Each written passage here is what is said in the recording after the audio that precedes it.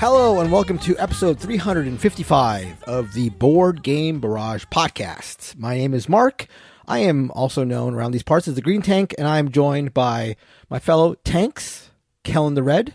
Oh, hello, Kellen the Red. I love the sound of that. Isn't that a good name? Never done that before. It's like right out of a fantasy novel. Yeah. And Nealon the Orange. Not quite. Doesn't roll off the tongue Not as quite good. the same way, but Yeah. I'll take it. Not as good. But, you know, you could get some fanfic going with just those names. Yeah. Kellen the Red, Nealon the Orange. You could get some. I mean, I going. think you mean extend my fanfic library. Yes, the Yeah, current. yeah. Yes, the current hot fanfic. Right. Correct. On When today's did it become episode, cool or like palatable to say that you're like into fanfic? Because when I was a child, Uh-huh. it was definitely something you did not tell anyone, because learning about Draco and Harry's secret relationship. you have to toil in obscurity. Yeah, I mean, I think it is. I mean, I think the simple answer to this is Twilight, right? When fan fiction authors became multi-billionaires. Twilight is fan fiction of what again? I forget. I actually don't know that I remember. It's not. Is it Harry Yeah. Potter? I don't think so. Oh, no. 50 Shades of Grey. Oh, Shades Grey of yeah, it's Twilight. Twilight. Oh, Something like okay. that. Then I had that backwards. That's right. Okay. Well, then This let's say is- 50 Shades of Grey is the reason that. Sure. Okay. Well, I'm glad we spent some time on that. Right at the For all top. the board right game. At the top. Yeah. Yeah, exactly. Just really grab all the listeners. But let's get to what you all are here for, the board game content. So on today's episode, we are going to be, again, looking ahead as we did just pretty much exactly a year ago. I think a year ago we had our 2025 anticipation auction, and today we are going to be doing our 2026 anticipation auction, where we're going to be auctioning off the games releasing or being released or anticipated to be released in 2026. And we're going to try to gamify it as we did last year. We'll explain the rules and everything a little bit later on the show. But before we do that, we're going to be talking about the games that we've played. Nealon is going to start us off with Alibis. I will be talking about Mosaic, A Story of Civilization. And finally, Kellen is going to be talking about Cyclades. Legendary Edition. Oh, Legendary Edition. I was not aware of this. Okay. Yeah, but you're too of a penny pincher to have secured the That's right. Legendary Edition. But I am not. I spend all of my money. Excellent. I can't wait. I'll feel so luxurious as I listen to you talk about your Legendary Edition. Nealon, what edition was your Alibis game? Oh, it was Colossal Edition, It was or- also the Legendary Edition. That's all Kellen okay. and I ever Excellent. buy, a Legendary Edition. Yeah. Yeah. Okay, perfect. So tell us a little bit about the Alibis. Alibis is a game that I was very excited to come onto the show and talk about until Kellen was like, "Oh No. no, didn't you know that we've already spoken about Alibis on a previous Nealon! Well, that is so sad and destructive. I was helping you sound smart, like you knew what was going on. Nealon, you're doing me very dirty right now. You're doing me very dirty. You know what? I will agree with Kellen. That was destructive, although it was very accurate. Thank you. No, I was legitimately pleased to have been reminded by Kellen that this is actually, because I actually don't think I realized this at all until Kellen saying so and looking it up afterwards. This is a re-implementation of a game called Nigoichi, which we played and spoke about. There were like some changes to it, and it's now housed in a lovely production by Allplay. But this is largely still the same game, designed by Yusuke Sato, Nigoichi. Alibis, I'm just going to explain it from scratch, if no one minds. The basic premise of this is so Clover adjacent, which is to say that you are trying to give clues based on the combination of two words. I'm going to explain this in the context of, let's say, a 6-player game. So you have 13 cards laid out on the board. Every player is going to draw 2 numbers, or in the case of Alibis, 2 culprits, 2 little alien, weirdo, potential culprits that are going to point you to 2 cards on the board. So my cards, for example, might be apple and science, let's say. Now I have to come up with a clue, a one-word clue that is going to get as many people to get to apple and science. So I write down Newton on my little whiteboard, for example. Everyone else is doing this around the table so that there are 12 words covered in total by the 6 players, leaving one word out. So this is the culprit. This is the person, the perpetrator that we're all trying to collectively find. This is a cooperative game. Once everyone's written down their clue, everyone then reveals all of their words, and then kind of not in silence, because there's generally a fair amount of like deliberation and agony during this phase, you're going around the table trying to figure out how everyone's words apply to 2 cards on the board. So you're jotting down, okay, Mark must be referencing number 1 and number 13. So you write Mark's little symbol next to 1 and 13 on your board. You're doing this for everyone, trying to assign the words appropriately. But as you could expect, there's going to be a lot of annoying crossover. You'll get halfway through and realize, oh, wait, no, this is definitely Kellen's word. And then you're doubling back and figuring it out. Everyone's kind of doing this in conjunction. And then there's the grand reveal. Kellen, what was your 2 words? Who got that right? And then you'll get some points for every single person that get Kellen's guesses right. Then you could do that for Mark, get some points for every single person that gets Mark's things right, and so on. And also, because you're now effectively crossing off 12 of the 13 culprits, everyone should have some idea of who they think the 13th person is, the actual perpetrator. You then reveal, and if we get that right, you're going to get a bonus of points as well. You're going to do this over several rounds with the aim to get sort of, an increasing scale of points, and that is effectively the way the cooperative game works. There are like thresholds that are considered like victories, but otherwise it's just get as many points as possible, right? It is a very, very light, something we would describe maybe more as like an activity-oriented game. You're not so fussed about the scoring. I do think the cooperative nature makes it a little bit like you're trying to get a lot of points, but like you're not really, that's generally not the point. The partaking is the point. Much like So Clover, it's the sort of game that you're going to want to go again and again and again for like several rounds to like just try to do better at. Just coming up with the clues and sort of trying to communicate those to people is the fun of it. I have enjoyed my games of this recently, and some of this could just be by virtue of the fact that I played a lot of So Clover. So to some extent, like with anything, some games just get, more and more stale the more you play them. I think I might like this more than So Clover. I don't know what it is. I think that there is just something about kind of the almost crazy words kind of group component to this, where you're sort of trying to do your clues in conjunction to someone else, someone messing you up, inadvertently affecting like Mark's clue because they gave a clue that was obviously like using one of Mark's words and messing that up. Like, that's fun. Those are always fun and funny reveals that can only really happen in this context where your clues are so dependent on the clues of everyone else working. There's always funny stuff that happens where someone doesn't see a word that obviously points to one of their clues and kind of ruins the whole thing for everyone. It's just goofy in that way that you'd want it to be. The production of this is lovely. It's all themed around this sort of like alien criminal lineup, great art, lovely work. That's Alibis. Interesting. I've not played this new version, but I would not describe the art I am looking at on BGG as like good in any sense of any word. And like, like I would say So Clover feels like something I could play with coworkers, where this, I'm like feeling like I'd have to explain the hell I was looking at. But maybe maybe I'm missing the charm, and I really want to play this. Yeah. I wasn't what I was expecting you to say. The box cover, I think, is pretty garish. I don't like the box cover looking at it now, but the art of the characters is just kind of like, 50s comic style. Sure. Like, it's in that vein. It's good for what it's going for, I guess I would say. I guess. And it completely doesn't matter. Yeah, of course. You could put the cards on top of the art. Absolutely. No, I think it does matter, actually, for this genre of game. Like, it's like... In terms of, like, like code names and So Clover...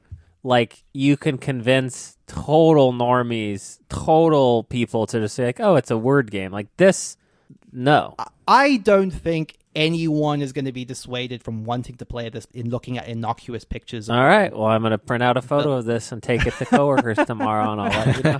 No, I might be overplaying my hand here. I just, this game seems so good, based on how much I like Nigoichi, and I'm surprised that this is the direction. Again, I might be, just giving Nealon more fodder to shit on me, but like, I don't know, man. It's a strange one for a game that this is supposed to be so mass, I guess.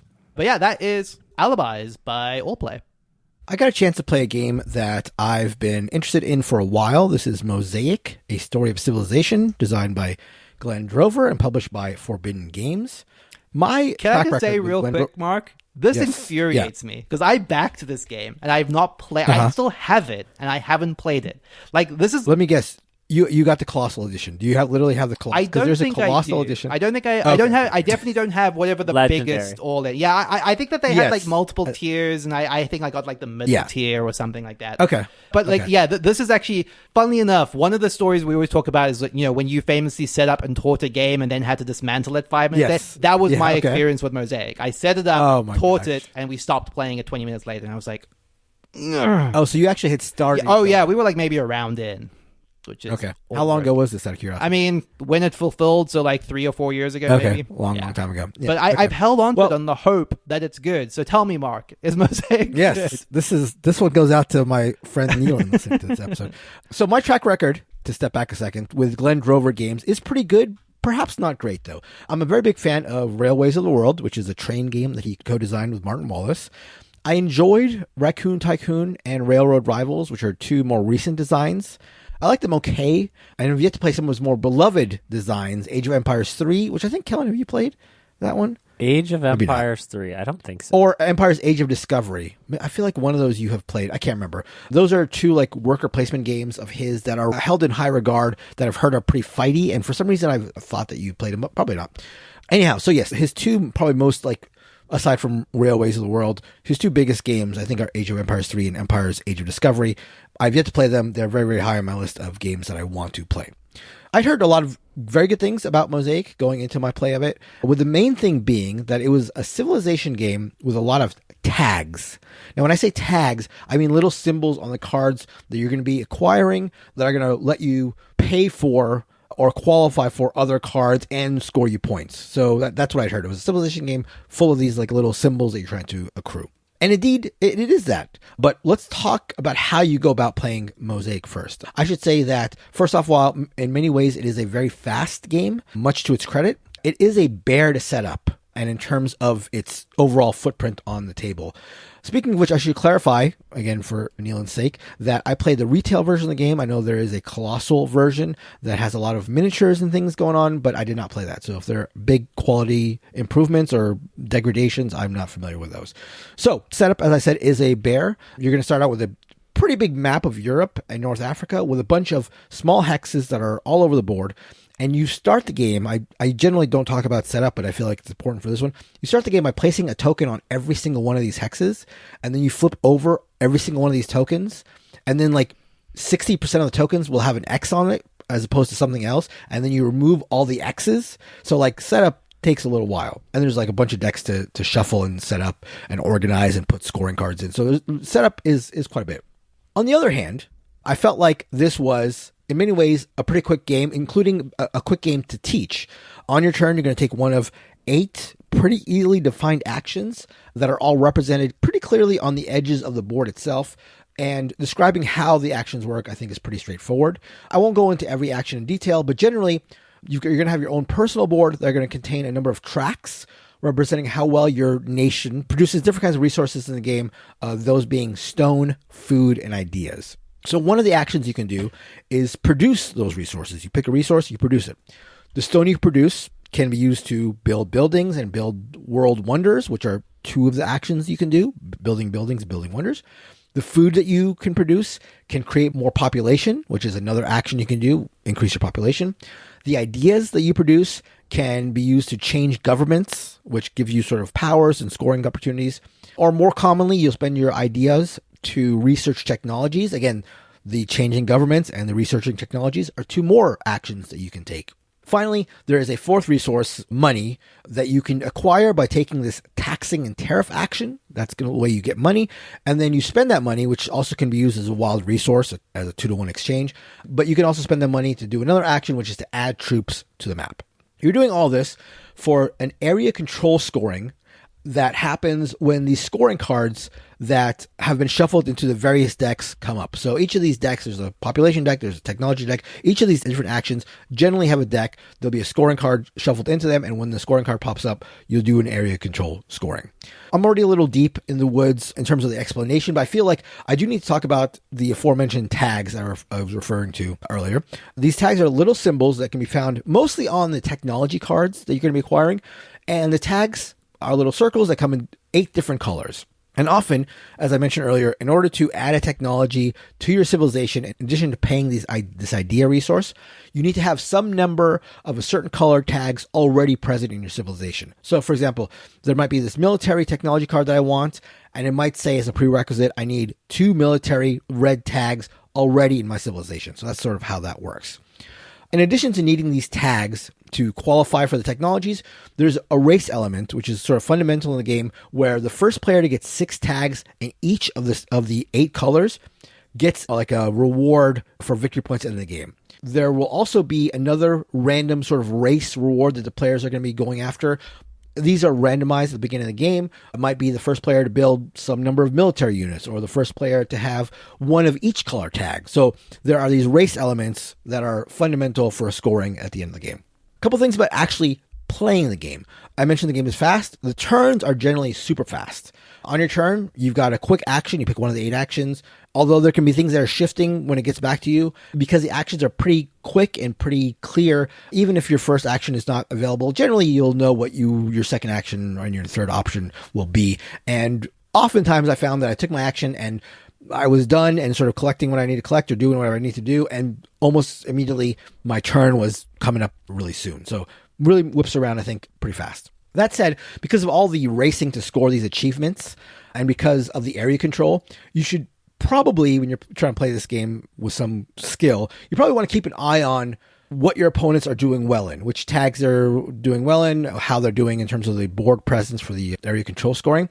I wouldn't say this game is confrontational, though. Even in its use of these military units you can buy, these military units are mainly there to give you more area control points. They're not really there, with some exceptions, to destroy anything. It's not really confrontational that way. The breakneck pace that I'm referring to does slow down a little bit towards the end of the game when you know the final scoring is coming up, because then area control becomes a much more important thing and there's more like counting, okay, how many points do you have there and that kind of stuff. So it does slow down a little bit at the end, but not terribly. It's also important to clarify that the speed I'm referring to of this game doesn't perhaps extend to the length of the game itself, which I think will probably clock in for unexperienced players at right around 2 hours, give or take, which, actually is pretty good for a full-fledged Civilization game. So it's not like a 60-minute thing, but 2 hours for like a fully developed Civilization experience, I think, is probably not bad. However, for all the good in Mosaic that I've referenced, there are a couple things that I found frustrating about it. As I mentioned, it's good that you have an idea of where you stand with all these tags, and because you'll quickly have a ton of cards in front of you, a bunch of like technology cards, knowing where you stand in the tag race with your opponents can be rough. You can keep asking everybody, like, how many red tags do you have? How many green tags do you have? But you'll sometimes even find it tough to figure out how many tags you have, much less what everyone else has, because you'll have this array of cards in front of you and you'll be like, hey, how am I on yellow? 1, 2, 3, 4, 5. You'll have to it's hard to keep track of it. And so I say, for all the tracks that exist in the game, and there's not that many, but it is a tracky game. Your personal board has 5 tracks, for example. I would have really liked a tag tracker where you could kind of just look up and see, okay, Kellen has the 8 green and Neil has 6 red, and sort of make it more sort of clear in that way.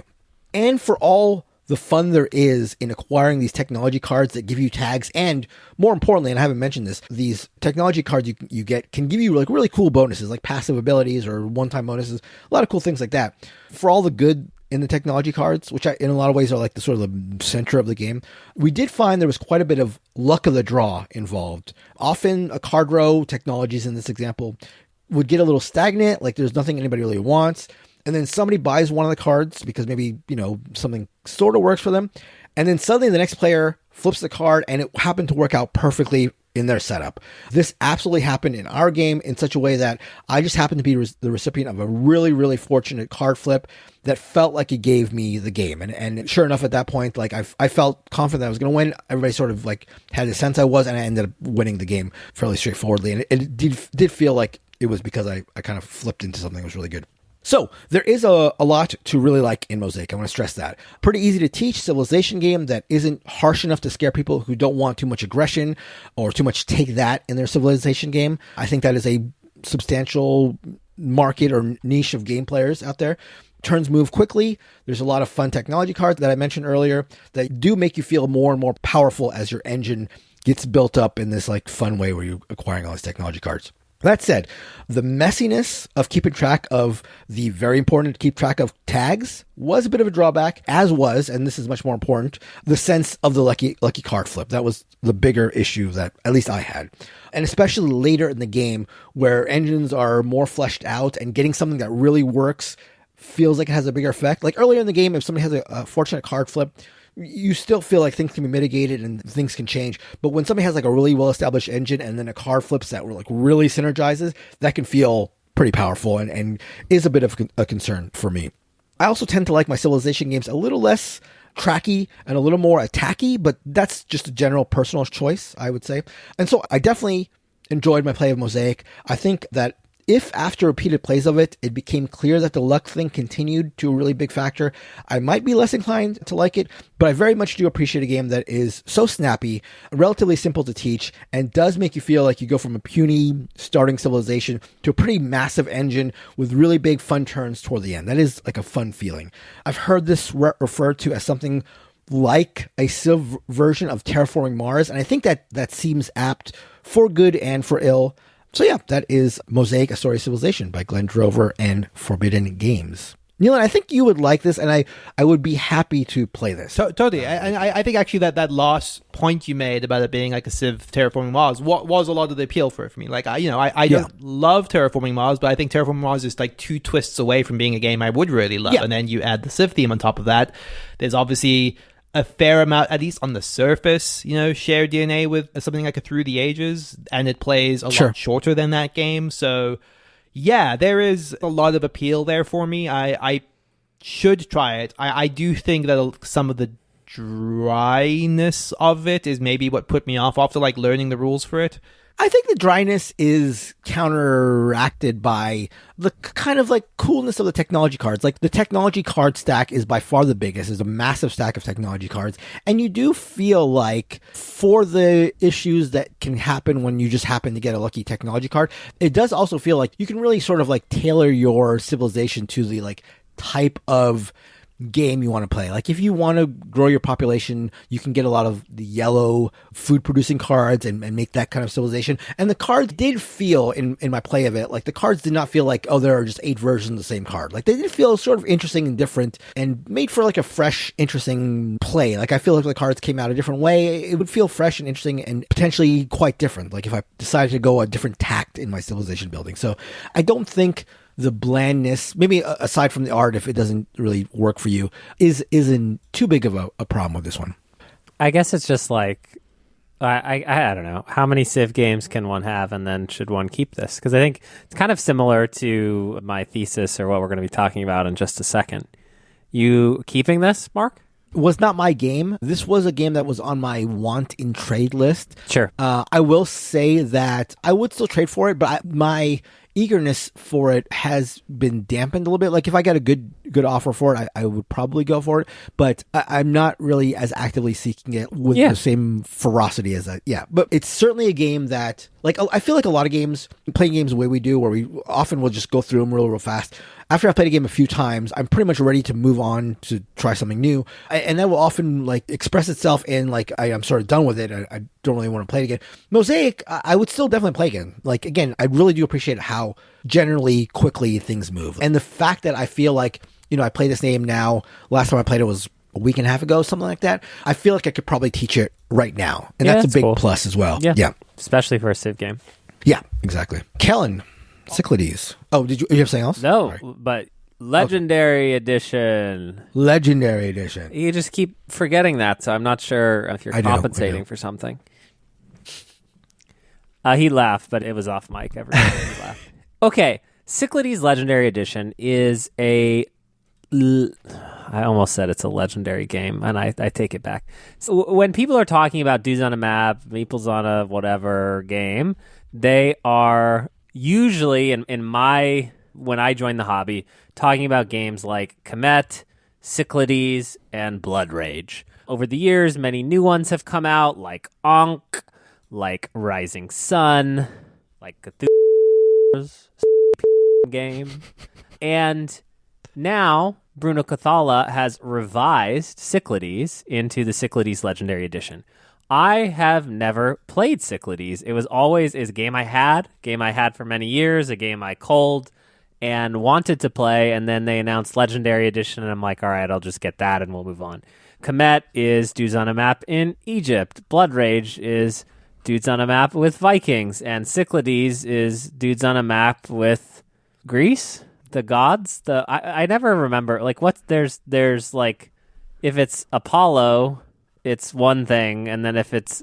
Why is the pantheon the same, but they have 2 different names, Neelan? So, like, well, the Greek and Roman pantheon are derived from the same pantheon. Yeah. It's basically just the same pantheon that's split culturally.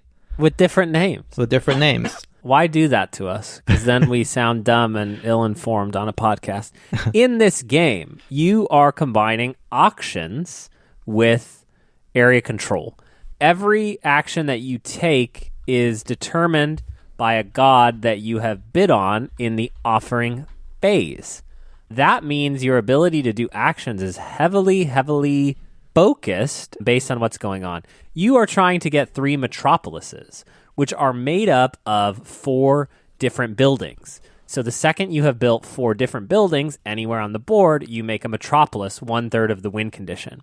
So you are trying to build metropolises, you're trying to steal other people's metropolises, and then there are a couple of shortcut ways to get metropolises, including sacrificing heroes.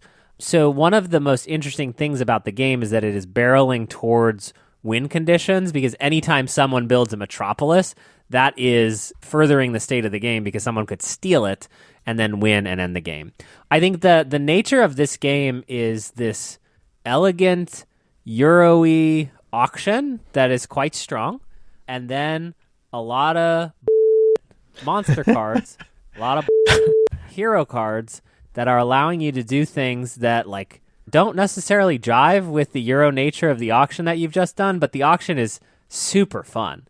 So the way the auction works is like Taiwan Night Market or Amun-Re, if you're a fan of the Only True and Living Reiner Knizia. Once you bid, if you are outbid for a god, you must rebid again, but you cannot bid on the same god. And as soon as everyone has a god that they have bid on, the auction ends immediately. So you may bid low on a god intentionally, wanting to get bumped so that you can go to where you actually want to go. But if you're not careful, you're going to get stuck with kind of your second or your third choice. But the game is like each god helps you build a temple, and then you have sort of mandatory effects and then optional effects that allow you to get closer to win condition. Zeus is a temple builder and gives you priestesses, which make things cheaper. Poseidon gives you ports and then helps you recruit fleets. Ares lets you build fortresses and then move your troops. So Poseidon is to water as Ares is to land, as my mama always told me when she was teaching me about the mythology. Hera gives you buildings and then lets you recruit mercenaries, which I think is certainly something. And then Apollo is a need not finish. He is like, don't really participate, but get some benefits.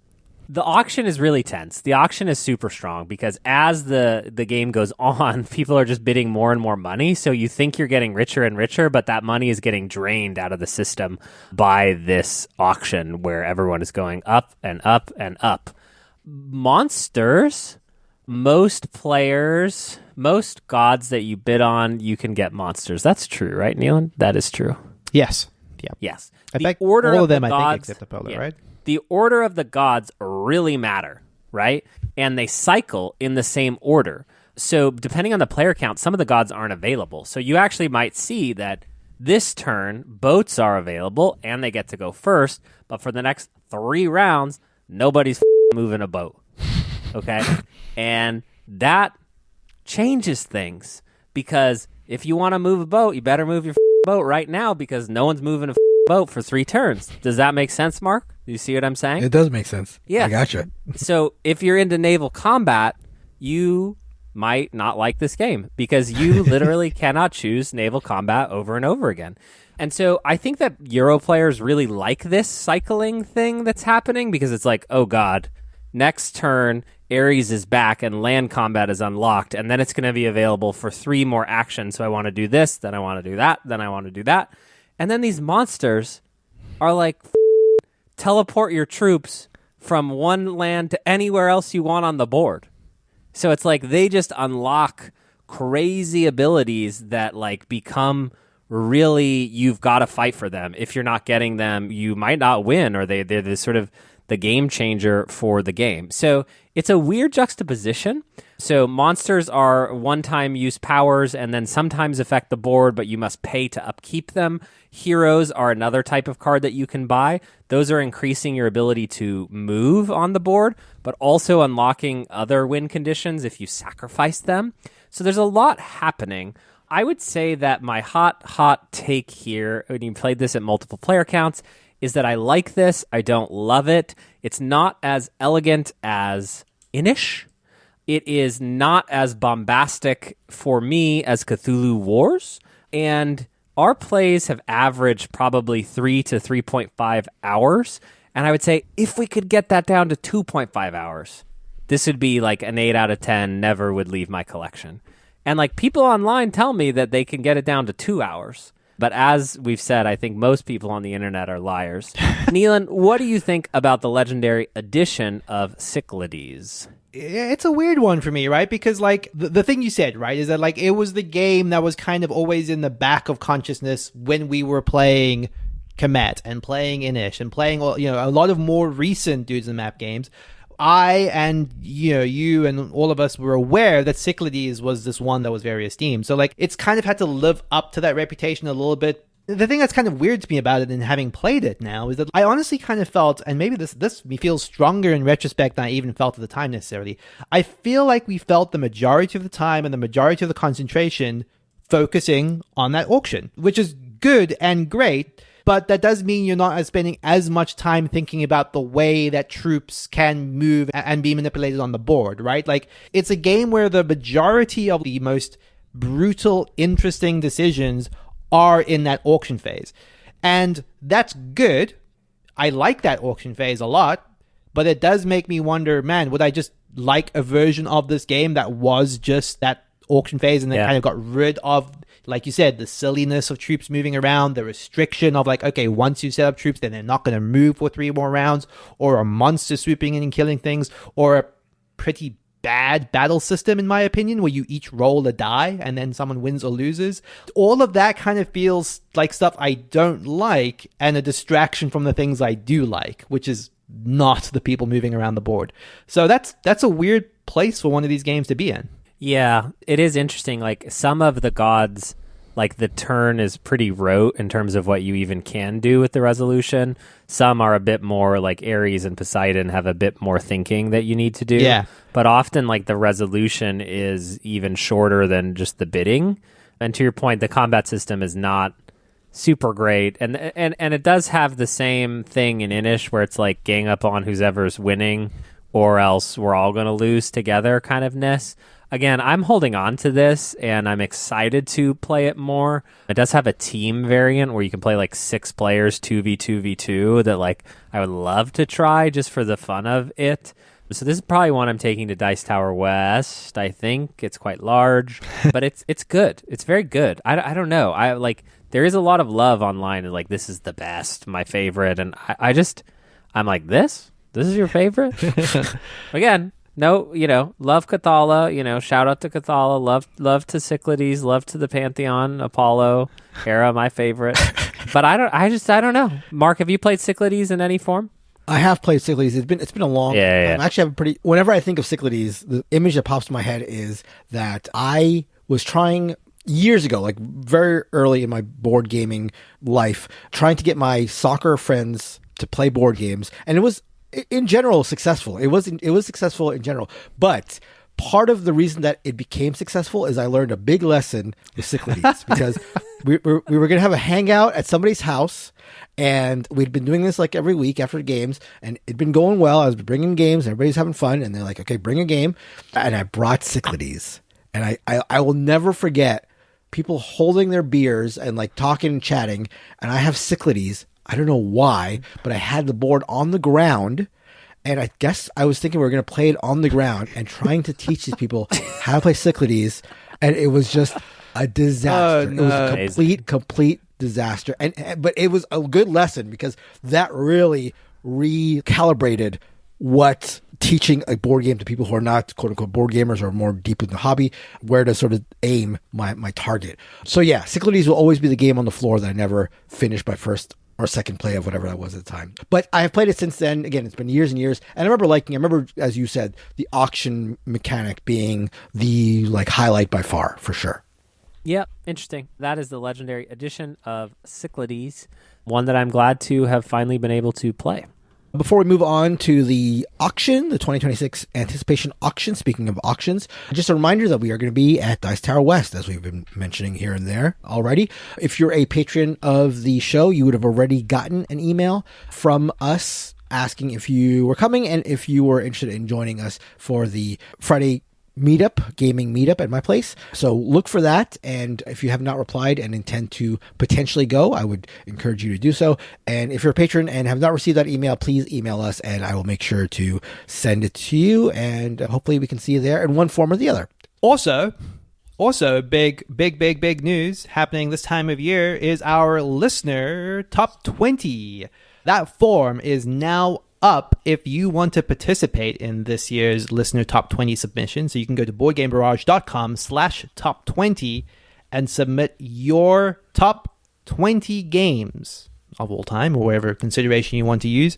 I don't recommend you compile them the way we did in December, but find some way to find your 20 favorite games, put them onto this list, and as always, do me the huge favor of reading the instructions on the form. Most particularly, copying and pasting the name of the game from Board Game Geek. Anything else is work that I have to do to correct your mistakes. So please avoid that. But head over to boardgamebarrage.com/top20. And probably a month from now, we will see that episode where I will compile all of your games and get the listeners' official top 20 list. Excellent. All right, let's get into the 2026 anticipation auction. So if you listened to the show last year, you will already know what we're about to get into. But for those who didn't, I will review the rules real quick. Try to make this as brief and clear as possible. Before I do that, I should say again, a big shout out to the Big Picture podcast, who does a version of this with movies. And so if you're interested in more of this stuff, I would encourage you to check that podcast out. So we are going to be auctioning off a total of 5 games a piece, and we are going to be evaluating them on 4 categories. So they are rank. So this is the BGG overall rank of the game. Second one is votes. This is the game that gets the most votes on BGG. Third is the BGB Listener Game of the Year. So toward the end of the year, one of our wonderful admins in the Discord is going to put up, as they did last year, a BGB Listener Best Game of the Year. The one that gets the most votes will score the highest in this category. And finally, the Critics' Choice. This is a ranking based on BGG user VITUS979, so Vitus979. Every year they do a best of the year critics compilation geek list.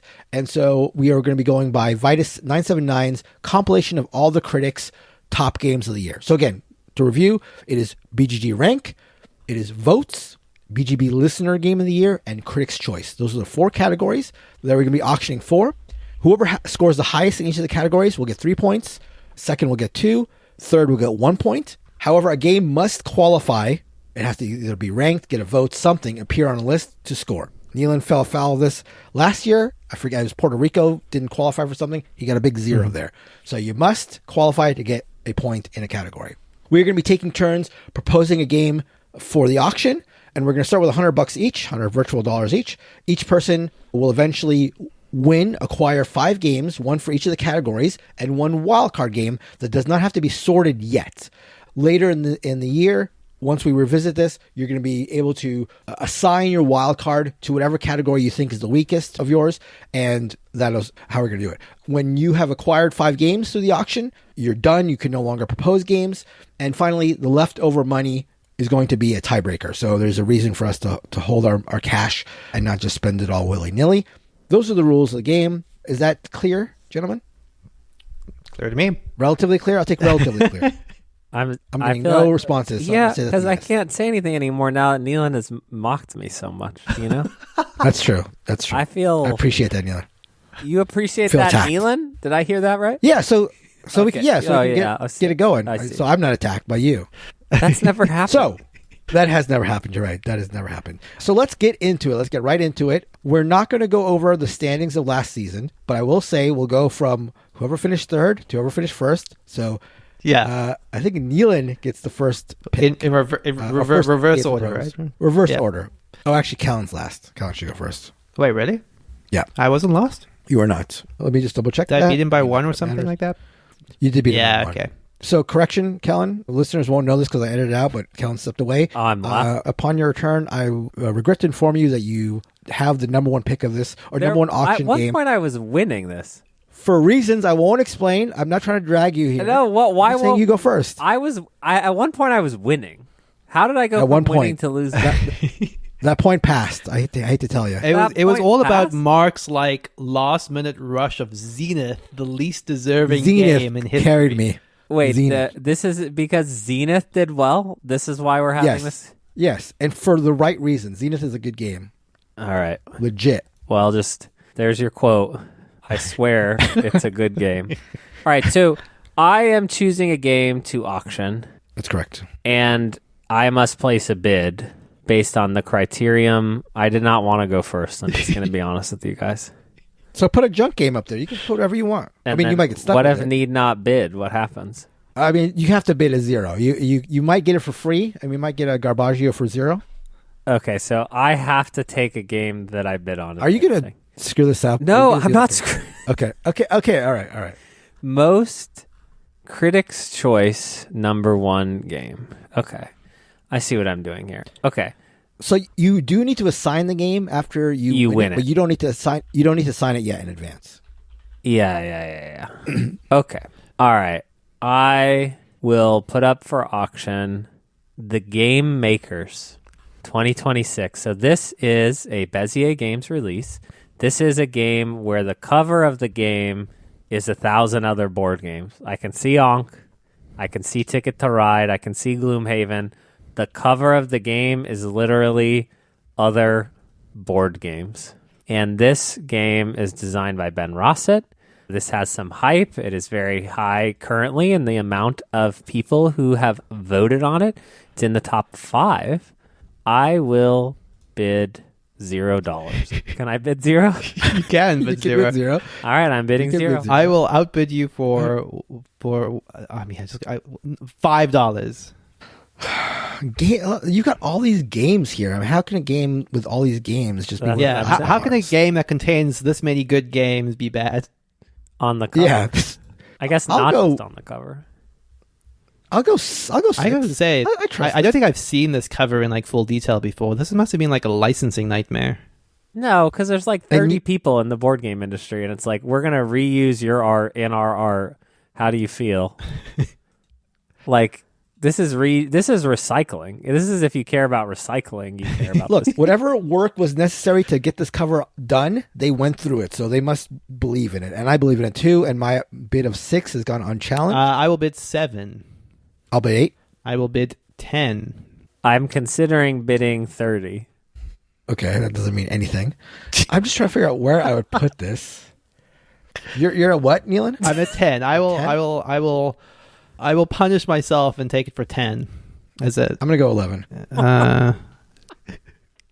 Kellen likes Why that. are you laughing? That's so funny. I will bid. Wait, what's I will funny? bid. I'll bid 15. I'm I'm trying going to to- keep us moving here up in the right Oh, man. direction. I'll bid 15. What are you putting it in, Neelan? I know exactly not where sure. I'm putting it in. You do? Yeah. Huh. Neelan knows exactly where you're putting it in. Mm-hmm. Kellen, you're out. You're just not doing anything anymore. You just Oh, put it out yeah. there and you I just was stepped away from your still baby. considering 30. Okay. Used to consider 30. 15. 15. I think this is a good deal, but I'm going to let you have it for Okay, 15. I will. So Neelan I will take it gets- for 15. I'm very happy with Neelan that gets it. because I think that this is a shoe-in for a critics compilation list. Could be, yeah. I can see think, much like the Oscars love movies about movies, I suspect board game critics love games about games.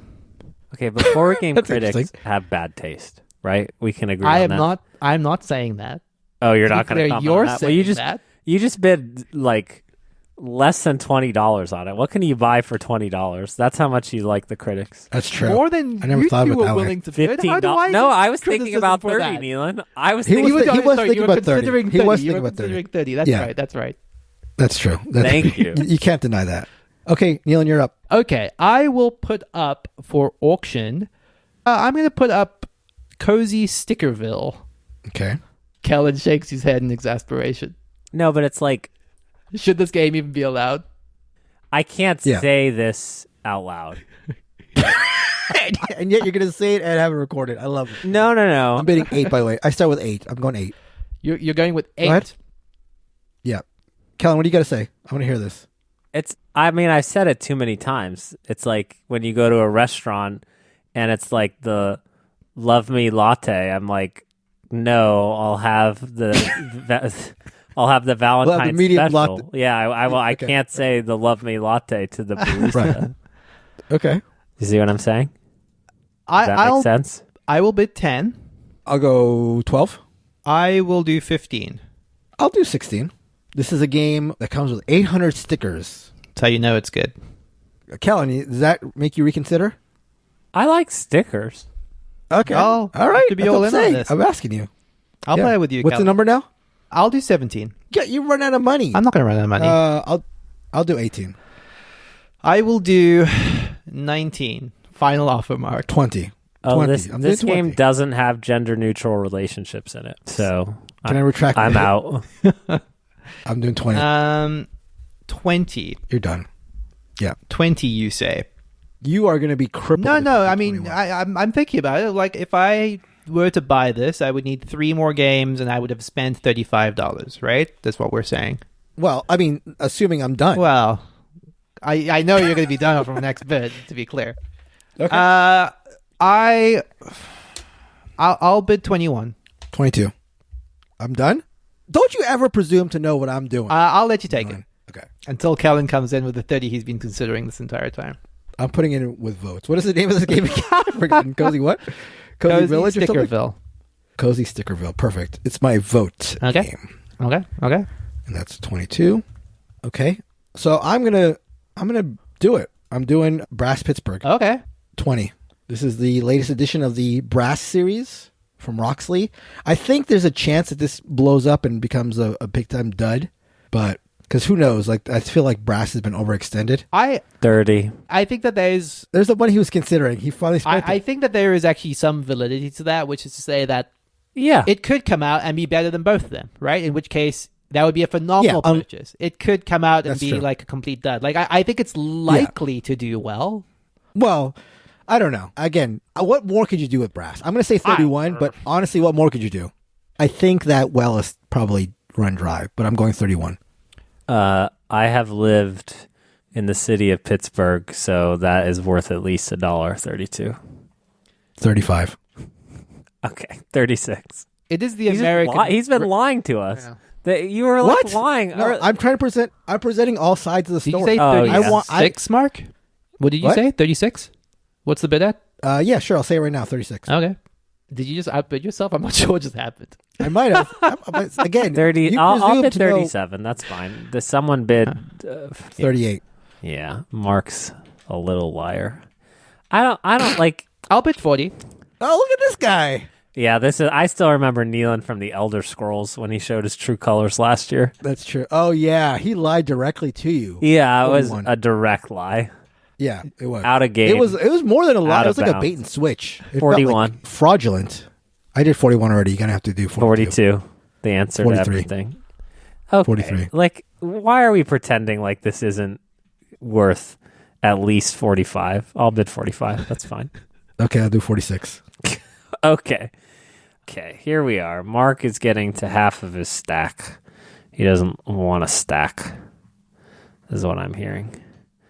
Like, my thing is just that one of us is going to accidentally get something that, like, pops off, and then Mark is going to look dumb for having wasted his entire wad on this. Yeah, but that's the. I mean, the game, right? Is that like this is probably one of the safest bets.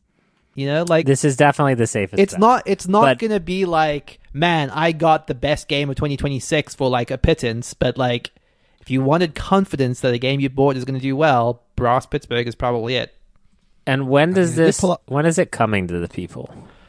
When can they get It that? actually was. It was delayed. That actually is something. Oh. I know that. Oh, yeah. that's right. If it doesn't That make actually is a 2026, little that's a scary. zero, right? Yes, that's true. That's true. Yeah. Sorry, and what is it at? 36? 46? No, it's I think 46. I'll say 46. I'll do 47. 48. How much did you spend on Stickerville, Mark? 22. 22. He's gonna be out of money. You can't take it with you. You can't take it with you. I'll let him. I'll let him go down with the rest of Pittsburgh. All you Okay, so it's guys 48? out there. Yeah, it's also painful Oh. because I feel like we had more. There was more we could have squeezed him for, but Then 48. I think so. He was still going at a very steady pace. He was like reacting almost instantly every time. You'll never know. You'll never know. Okay, back to Kellen. Kellen, what are you putting up there? Now I am short stacked big time. Marked down Okay. to $30, 3 games in. Yes, to review, Kellen still has his full $100. Nealon's at 85, and I'm down to 30, so I've got to play wisely from now on. Mark, could you just remind everyone who has the fattest stack right now? I don't know. Okay. Lord of the Rings, The Two Towers trick-taking game. Continue the journey to Mordor. Is that all in the title? That Okay. cannot all be in the title. I don't think I said this, but I'm putting that in rank. I'm putting Brass Pittsburgh in rank. Yeah, makes sense. Okay. Oh, actually, So- I was curious because I do think BGB, that'll also be in the top list there. That's true. But no, I I'm not think it telling you. would I'm really Yeah, not yeah. metagaming you here. I was debating Yeah. between rank and Yeah, BGB. for what it's worth, you can't sort by rank because of the floating tens, but like, yeah, you can see the rank there, certainly. I think it probably would win. I think it probably could win, Win both. all three of the leftover ones. Yeah. Rank, Yeah. BGG. Yeah. Okay, so this trick-taking game is a continuation of last year's version of this that people like love. A lot of Yeah. people think is literally better than The Crew. Whether or not that's true or not, I have not played this, but the people who love Lord of the Rings love Lord of the Rings. I will bid $5. I'll bid 7. I will bid 8. Have you guys played the original one? I've played like last year's league? 1 or 2 games of it, enough to know that I Yeah. like it more than The Crew. But you know, it is so similar. Yeah. It is so similar. Like, you know, it is The Crew, but the missions are bespoke Lord of the Rings themed. You know, like that's Yeah. which goes a long way, to be clear. Like enough that I've bought the game. I'm just trying to find a group to play it with. But yeah, Where we at? 10, I believe. Bid 11. I will bid. I'll bid 12. I'll bid 15. Okay. I will bid 17. 20. $20 reduce for Lord of the Rings. I'll bid 22. 23. I will bid 25. Things getting pricey. Yeah. There's just not going to be anything left. What's gonna I be think left there's a for lot. me? I think there's a lot. He's trying to get you to stop when he says that. I think there's going to be a lot. That's You bid what? 25, I believe, was my bid. I'll bid 26. I'll do 27. 28. 29. I'll bid 30. That's fine. I'll let you have it for 30. all right. And what category are you putting this in, Kellen? Probably number of votes. Okay. Yeah, makes sense. I think it's like, I don't know. It's not super clear, but it is. I think it is the most for last year. Currently you mean the most fellowship is? Yeah. Oh, okay. That's Last year's game has the most voters at 8,000. that's interesting. I didn't even look at that. That's good. Good work.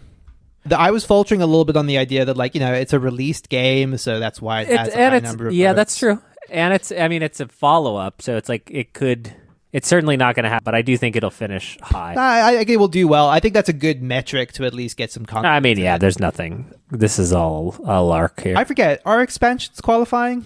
I don't think they should, but you guys can. I'm happy to go. I don't think it's interesting, so I would say no, probably. Sure. Okay. Yeah. Unless anyone I think disagrees. No, it's fine. vehemently. Okay, I am going to offer up. Oh, I did have something, but now I've lost it. I've lost the thread. I'm going to offer up Revenant. Revenant. Revenant. Revenant. Game I know a lot about. Yeah. 2026 is Revenant. Highly anticipated. Well, okay, Mind Clash. It's not like I don't even know if I've ever played a Mind Clash game. Despite Nealon's like, it's a time travel game. We have played a Minecraft game. We played one together. Septima? Actually. Do you remember Septima. That's Yeah, that was atrocious. it wasn't great. This is set in the Voidfall universe. Yes. Oh, that It is a Voidfall spin-off. that's worth at least And $5. How much are you starting the bid off at? it's worth at least $5, so I'll start us at $4. I don't even understand the mind games he's playing with us right now. Yeah, that's true. You gonna let him have it for 4? I mean, are you? I don't know anything about what I'm looking at. A besieged Starfleet. You're the one who has the fattest stack. Actually, Nealon has the fattest Yeah, stack. you didn't now. even. You wouldn't even. Your say, stack's pretty fat, though. You wouldn't even say it to me. You said it to Nealon. Your stack is twice as fat. Thank as mine. you. Well, I don't like comparing directly. Yeah, I don't. I need not finish. I'm out.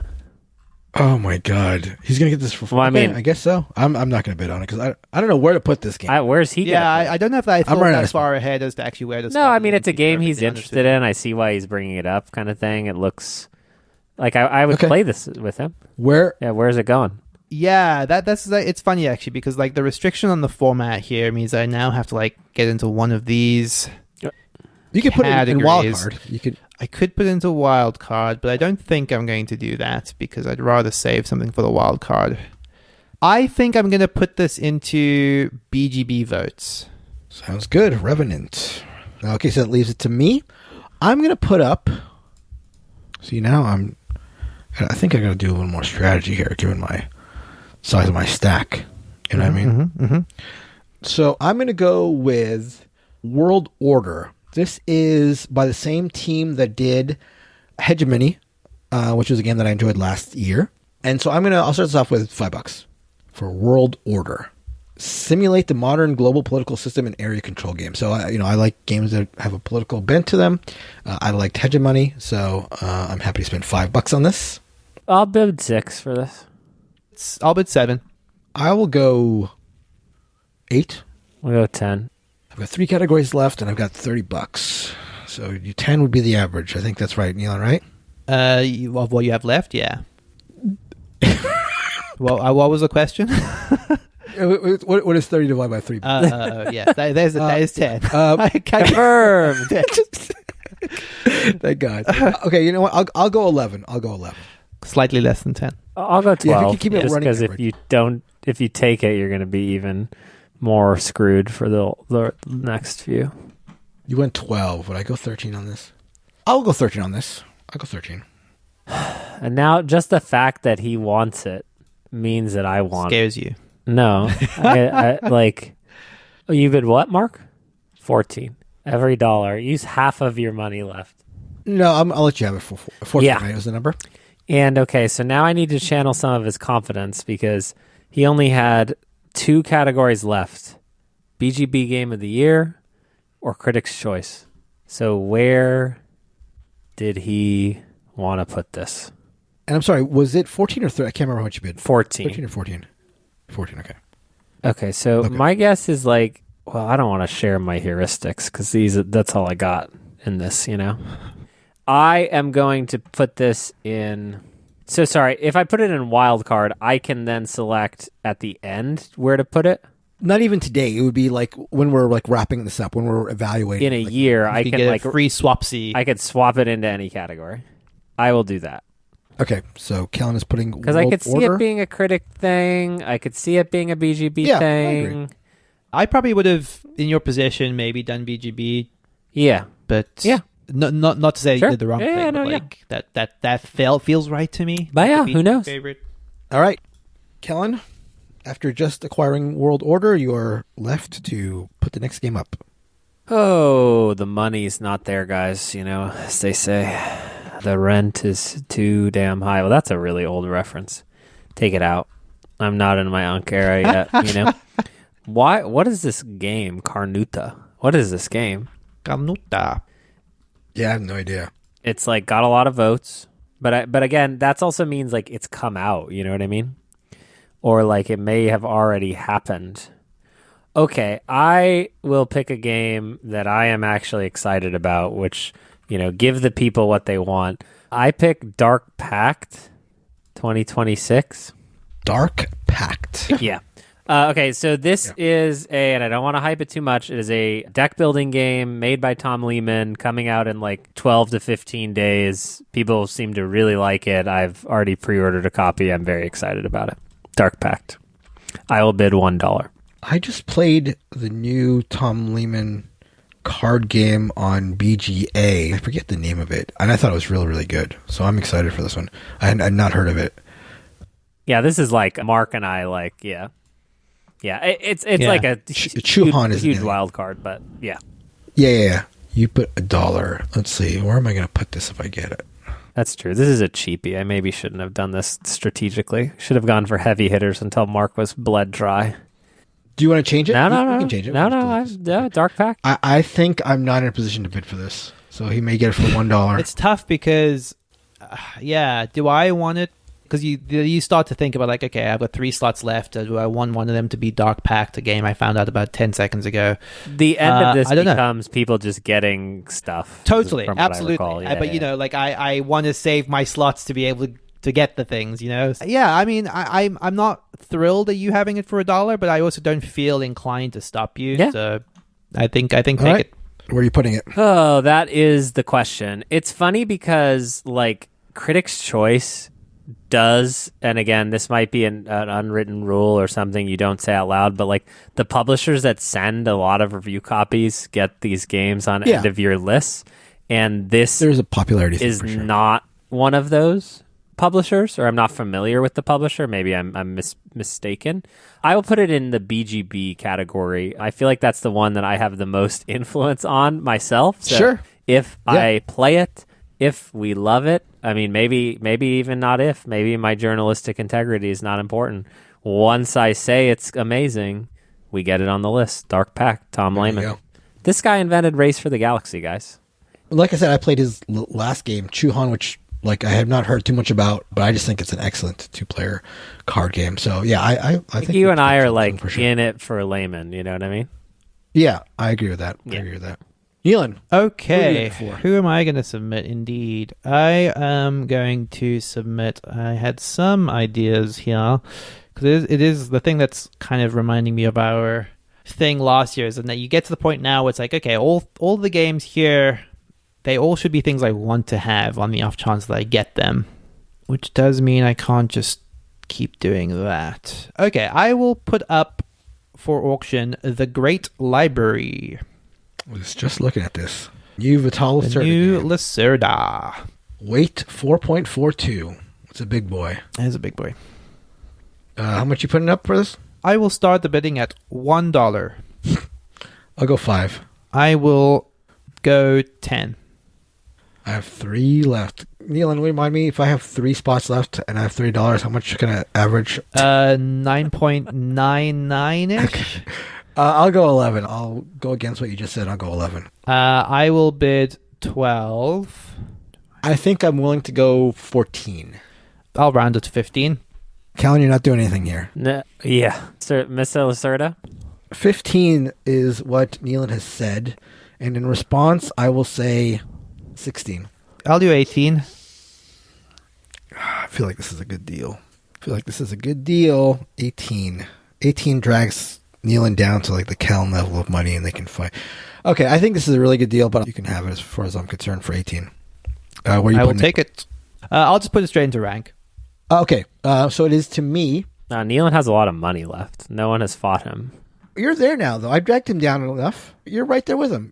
And for the listeners' sake, Callan has 55, Nealon has 63, and I have 30. That's where we're standing right now.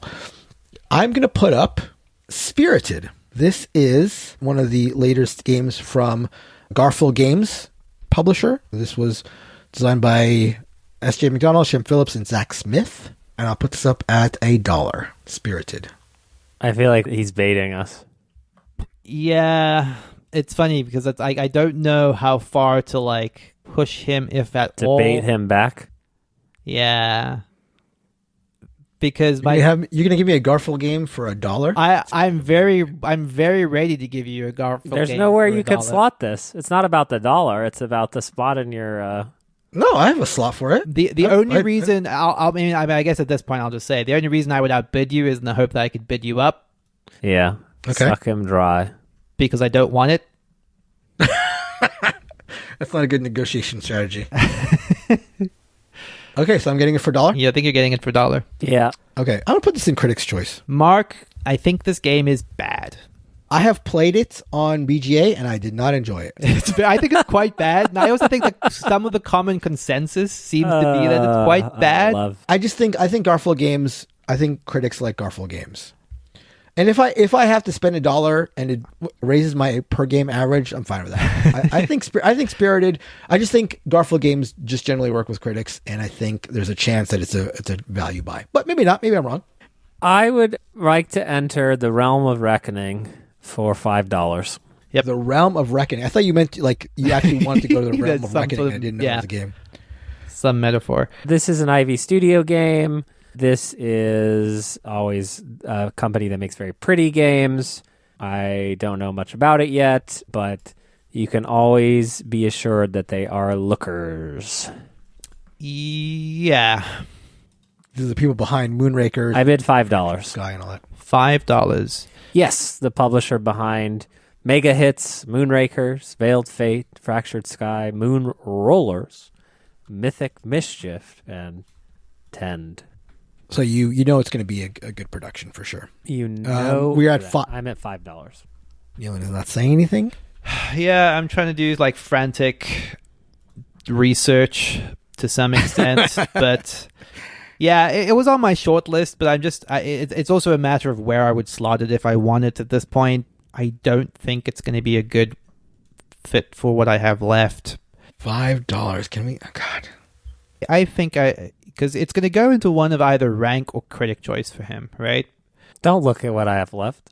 I'm just going to bid 6. I'm going to bid 6. I can't let him have her fun. Yeah, I think you're doing what I 7 wanted to do, Mark. But okay,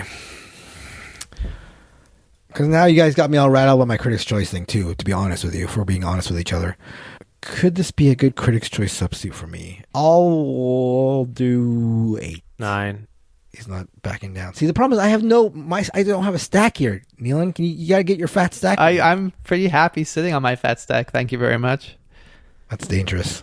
You don't want to do that. Yeah. You're at 9? Yeah. You're at 9? I think I'll go 10. 11. Okay. You can have it. Where are you putting this? Critics' Choice. Yeah. They give out a what lot is of review copies and fly people to them to play the games. That's a good idea. See, that's thinking there. Realm of Reckoning. I enter the Realm of Reckoning. I think it was 11. Was it 11 or 10? 11, I think. 11, yeah, I think that's right. Okay, so current money total 44, Kellen, 63, Nealon, 29, Mark. Nealon, you're up. Okay. I am going to put onto the pile. We did that. I am going to put onto the pile. What do I have left here? Wildcard and votes. You guys are screwed. I just did a math in Excel. You guys see the math that's been done in here? It's so sophisticated. I've got $44 per pick left, and you have $31.5 per pick left, and Mark has $14.5 per pick left. Complicated. So in a way, you have the fattest In a way, stack. if you already won. Look at it from this angle, I have the fattest stack. With certain glasses on, certain magnifying glasses, your stack is quite fat.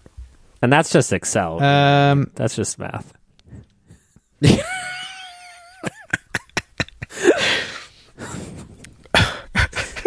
So dumb. So dumb. Okay, I am going to put up for offering Avalon, the Riven Veil. I've heard of this. Avalon, the Riven Veil. Is this any relation to... No, and I thought I was like super aggro to like be using the word Avalon this year. Yeah, that's interesting. I mean, like, good for them, but funny. I'll put $1. I'll put $1 in. $1. Avalon, the Riven Veil. What is this all about? Avalon, the Riven Veil. You're the one who's worried about averages, Kellen. So if you want to do something about it, you got to do it now. I don't. What am I going to do with Avalon, the Riven Veil? Well, you don't have much of a choice. You can put it in rank, right? Yeah, an Arturian legend game where you explore Avalon? No, I'm already in the realm of Reckoning, so That's true. That is true. I have no need. Avalon, the Riven Veil. I mean, what am I going to do with this? Where would you even put it, Mark?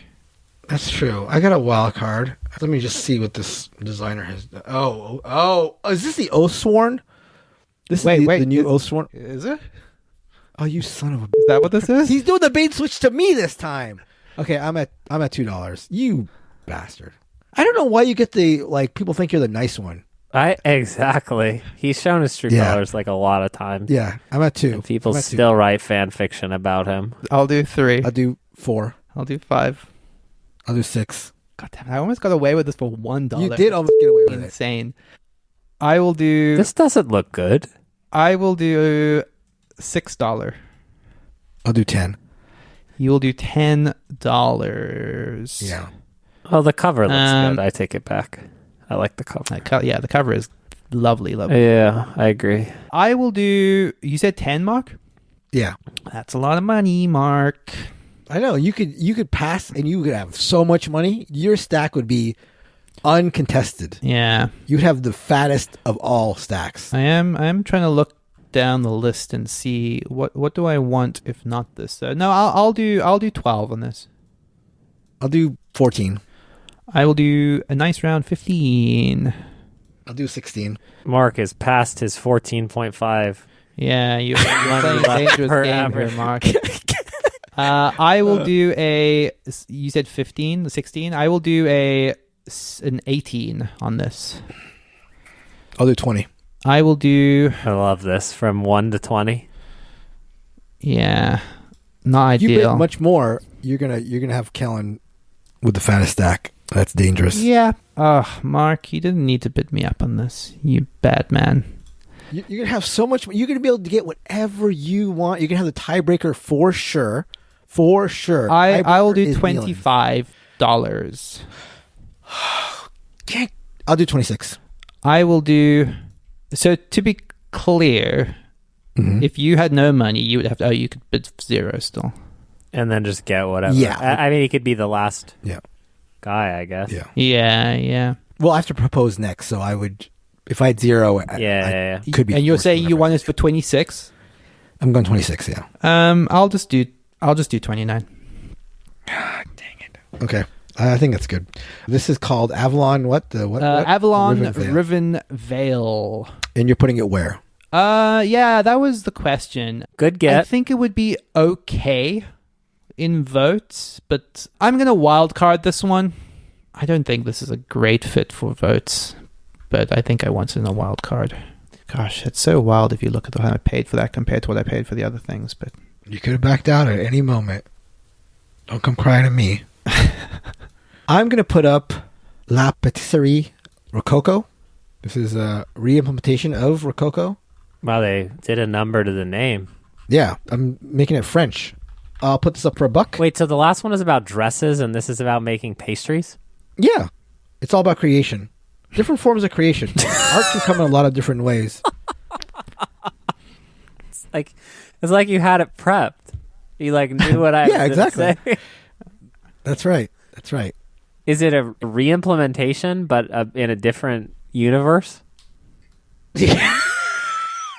It's a whole different world. It's a whole different universe. That's right. And you've bid... I think there might be aliens in this one. Yeah. You've bid what for this Rococo pastry game? $1. I don't want this. I only have one slot left, so does Neelan, so I think people are going to get stuff for I think you're going to get it for $1. Okay, I'm putting in a wild card. I'm so confused by some of the games that have votes versus some of the games that don't have votes. Yep. Like, why does this have votes and the other one doesn't? All right, going into the final round. Kellen has $44, Neelan has $34, and I have $28, and we all have one game left, so let's see how this goes. And we're all looking for different slots here, which is interesting. Kellen is looking for a high-ranking game. I'm looking for a high-voting game, and Mark is looking for a BGB favorite game. I select Nippon Zaibatsu. This is a good one. Control conglomerates of companies driving Japan's economy. Like I love this. This was... Of course. I was fated to get this. Japanese-themed game. And I bid $1 because there's a tiebreaker. The problem is I want to shout $44, I want to shout all my money, but Mark has made the rules dull. What? Your way is dull. Your way ends it. You just put 44 and that's it. I'll bid, you bid 1, Kellen? Look at that. Yep. I'll bid 5 on this. I will bid 6. Oh, I've got to be careful. I need to put this into votes. Oh, yeah, it seems to be moving in the right direction. I will. He's got charts. Yeah, we're daily charts, movement. data. Lot of trending. Yeah. What, there's no data here. The trend line on this is very encouraging. I'm gonna say he's got a thought bot. He's cheating. Oh my god! How much did you bet? $8. $9. Oh my goodness. I will do $10. $11. Kellen, I will do $12. $13. I feel like my stack's getting pretty fat now in relation. I will do 14. 15. You literally cannot beat me. I'll do 17. 18. Push him. But I do have to think trend about whether lines. I could do something better for votes. That's the problem. I'll do 20. 21. Yeah, sure. You can take it for 21. I don't think I want to bite you that much. Zaibatsu.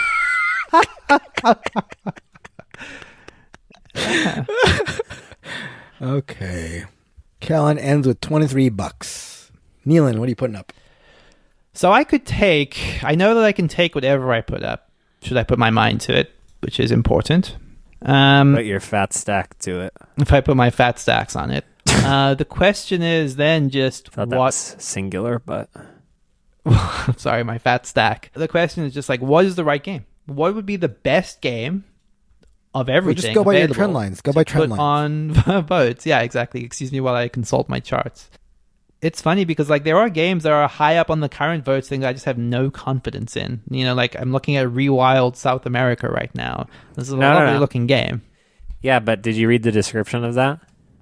The game entirely dedicated to the complex and fantastic ecosystem of South America. Entirely. I will say this is the first time I'm looking. This is a gorgeous game. Do I think it's getting a number of votes? You know what? It's not the craziest thing in the world. People love South America. People do love South America.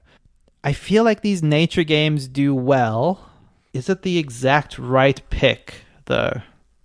I might take a chance on it. I will say Rewild South America. Okay, how much? I will say, as I look down the list, as I skim down the list, I will say for Rewild South America, I will say $3.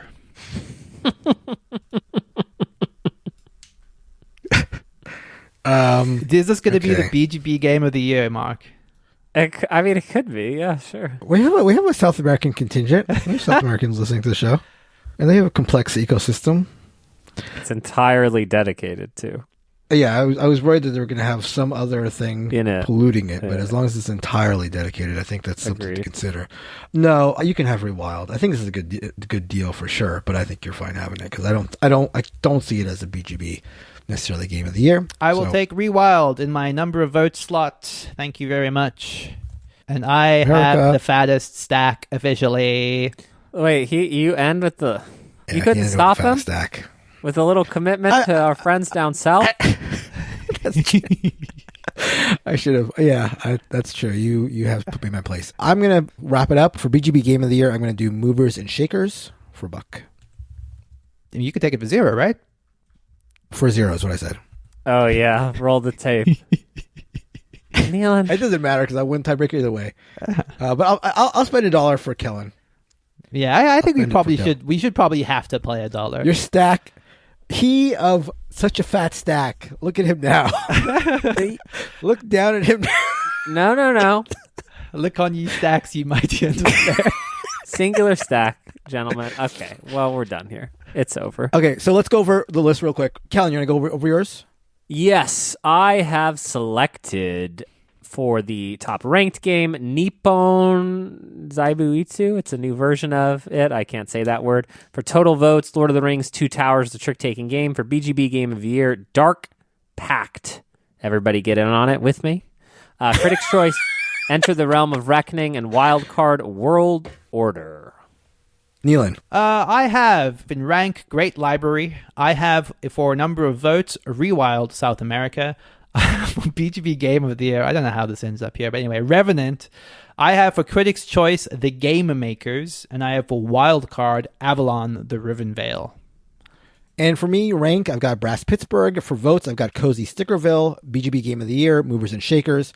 Critics' Choice, Spirited, and Wildcard La Pâtisserie Rococo. That is going to do it for the episode. Let us know what you thought of our auction, what we overpaid on, what we underpaid on, what were good deals, what games you would have suggested. We would love to hear it. You can do that at all forms of social media. You can join our Discord at boardgamebarrage.com/Discord and let us know there in the podcast channel where we discuss the current episode's topic. Big thank you to Heart Society for our intro and outro song, What's on Your Mind, Kid? And until next time, goodbye. Please go to boardgamebarrage.com/top20 and submit your top 20. Bye-bye. Bye.